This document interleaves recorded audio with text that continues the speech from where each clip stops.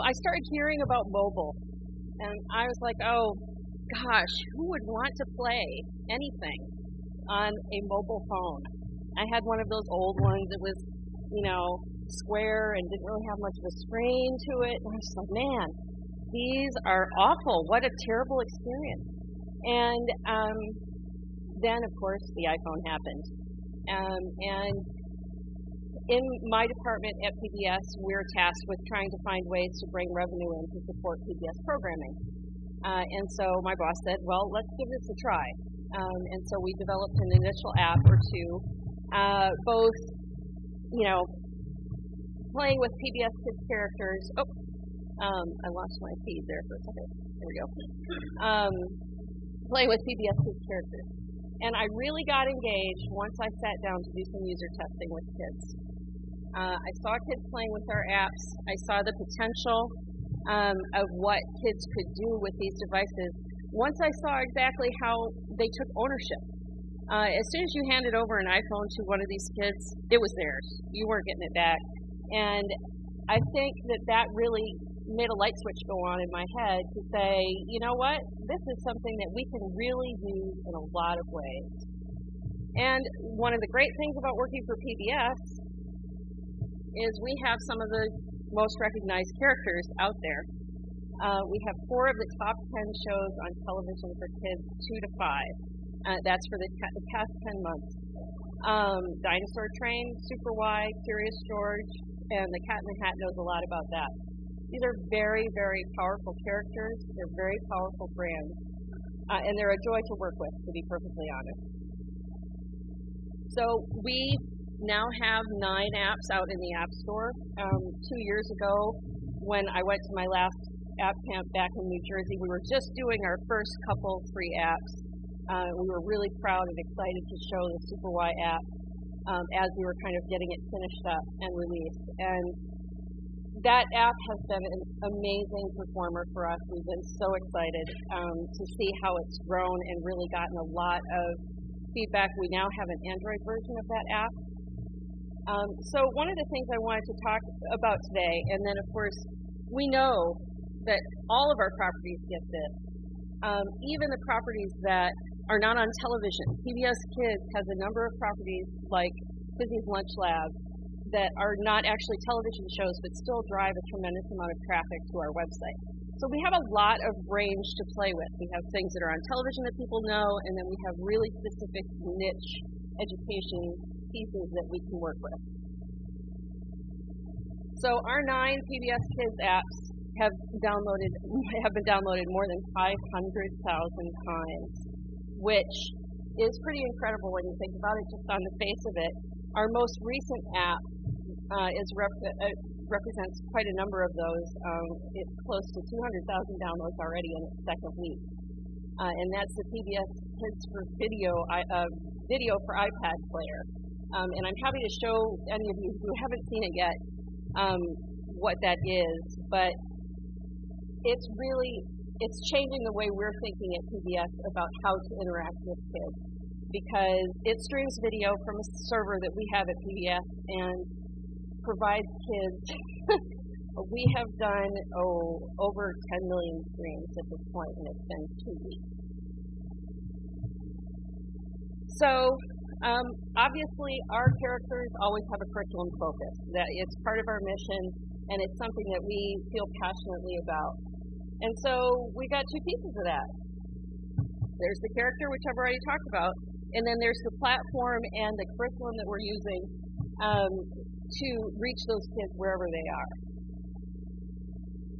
One of the things that we're starting to work on now, which is an approach that we're very excited about, is the concept of transmedia content. So we're starting to think about, okay, well, we've got this world, we've developed it for television.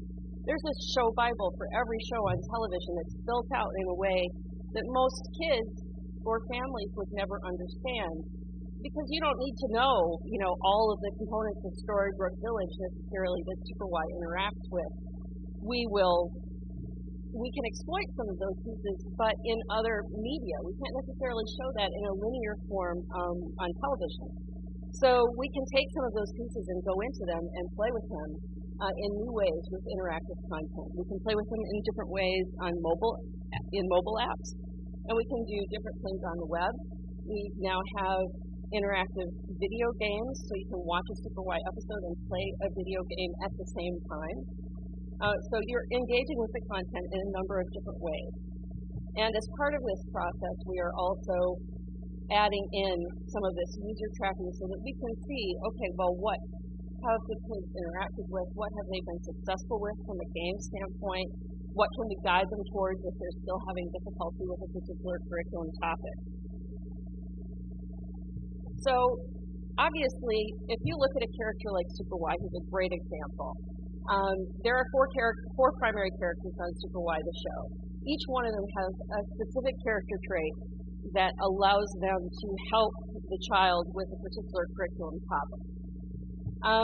And so, since we have that rich basis to start with, it's interesting when I start to think about a game or an app that I'm starting to develop is what affordances and constraints are contained within that character. What can the character do? What can the character not do? What does the character need help with? And this, I think, speaks to some of what Jesse was talking about yesterday as far as, where's the balance? Who is doing the leading of the interaction? And I think that we at PBS often think of our characters as trusted guides to help kids with curriculum concepts that they might be struggling with. And so it's really an opportunity for us to say, okay, how can we explore a particular curriculum topic where the character can bring something to it and the kid can bring something to it? And how can we make that into an engaging experience? So just think for a couple of minutes about Curious George. I love using Curious George in games. There's one big challenge to using Curious George in games. He doesn't talk. How can you give instruction to a kid that's a free reader if your main character working with you in the game doesn't speak? And so the science kid, I think he's 4 years old in the show.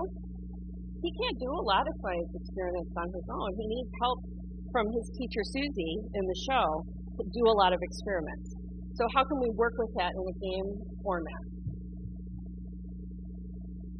So in the process of working with these games and working with these concepts, we have started to evolve some best practices and usability tips, which I'd like to share with you. These are evolving. They're definitely not set in stone. I pretty much change these every 6 weeks or so. But this is where they are right now. Yeah, check back with me later. One thing, and this is something that's been commented on a lot, is eliminate text barriers. For preschool games in particular, this is key. We watched some user testing with our new Dinosaur Train game, Dinosaur Train Express. And the kids were like, oh, this is really cool, I like it, how do I start? And there was a play button on there, and they couldn't figure it out because it didn't say play. You could actually tap the screen too, and it would go ahead and start, but they were just sitting there looking at it going, this is cool, how do I play the game? You have to really make it clear, but it can't be in text. Go is a really good one. It's very frustrating for kids if the tap actions that you're expecting them to perform don't do what they think that it should do. One of our first game experiences asked kids to color on tap. Unfortunately, the color didn't actually engage until you picked your finger up.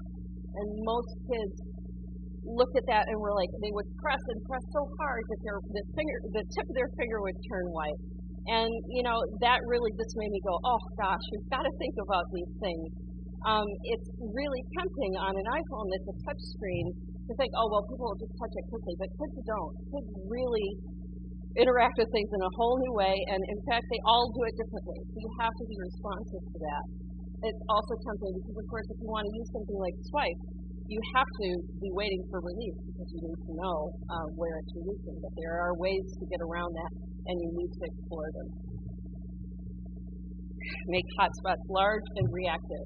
It's interesting. Kids do have smaller fingers than we do, but they often are a little bit hesitant to press something properly. And so you have to make sure that they are going to be drawn to the right pieces on screen. Make sure it's clear that this is something that you want the kids to tap on. This was actually really exciting for us to figure out. We showed the app to some of our apps to 3-year-olds.